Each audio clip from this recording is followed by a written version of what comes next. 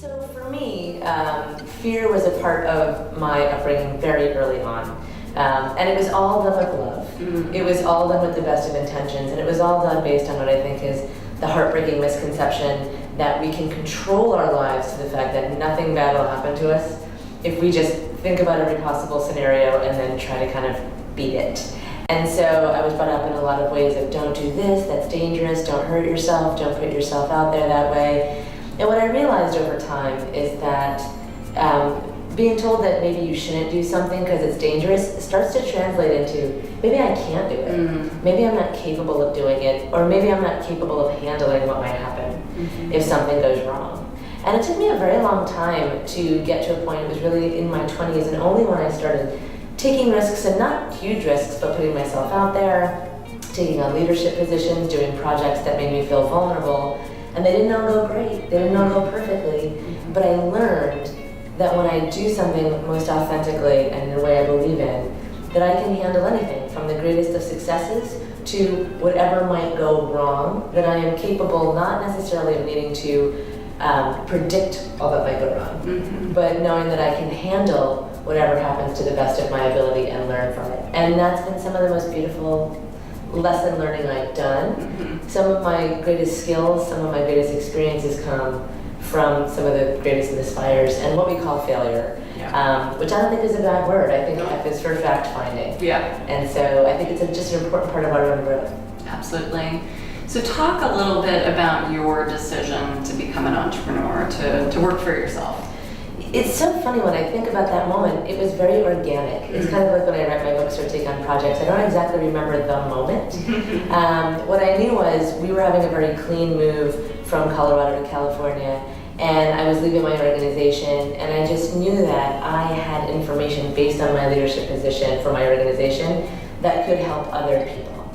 And so what I decided to do when we got to town was do it in a way that was going to work best for me. I didn't want to be under anybody else's direction. I wanted to do it the way I believed I should and give it a go. And I was lucky enough in my situation that in our family, my partner, my husband, was able to cover the bills. And so I met a lot of really amazing women who go out there, who are single moms, and who make these incredible strides. So when I think about my kind of leap, because I always think of leap and the never appear, which is so great. It was a leap. It was a leap, and not as scary as other people do, but for me, what it was about was giving up security and control. And I loved me, my security and control. I loved me, my paid time off and my health insurance.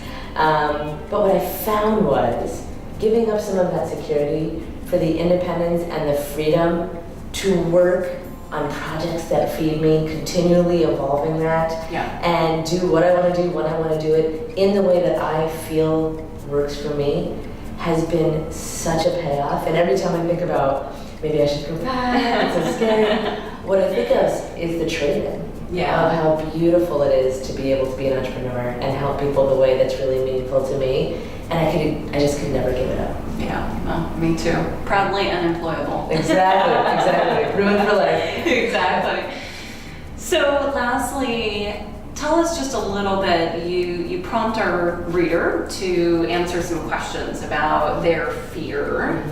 Just talk a little high level about some of those questions. Sure. I think the most important thing we can do, and this was very important for me, was to recognize the lessons I learned very young that I've come to believe. So when I talked about all of a sudden being afraid to try something because I didn't want to be hurt, became translated into I can't do it, I'm not capable. And so some of the questions are really about examining the messages you got when you were growing up, often with the best of intentions. And what did you hear from that? And what do you still carry with you today? Decades later for me, I'm still dealing with some of those messages and convincing myself that this is something I can do. So recognizing what from your past is still with you, and then how can you be mindful in the moment to combat those fears, because they will come up. I still have fears all the time.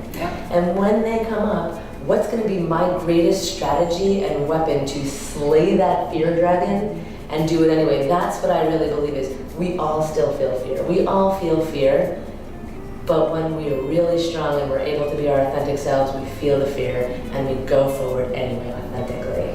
And that's what the questions really try to help the reader do. So my latest baby is Bogus Balance, Your Journey to Real Work-Life Bliss.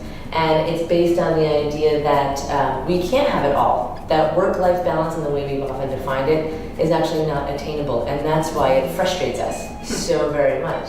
And instead of trying to have it all, which is the best of everything all the time, we need to make choices about what our all is and then live that to the best of our ability and with the most love and support and fulfillment we can. So really what it's about is what feeds me most right now, and helping the reader identify what that is, actually, and then making choices to do more of that and less of the other. And sometimes really what you're doing is not a choice between something good and bad in your life, sometimes it's a choice between what you like and what you like better. Yeah. So what do I like best that would fill me most, and how can I have more of that in my life and just live the happiest life I can? Brilliant. Awesome. Thank you so much. I really appreciate your contribution. Thank you for having me do it. It was a thrill.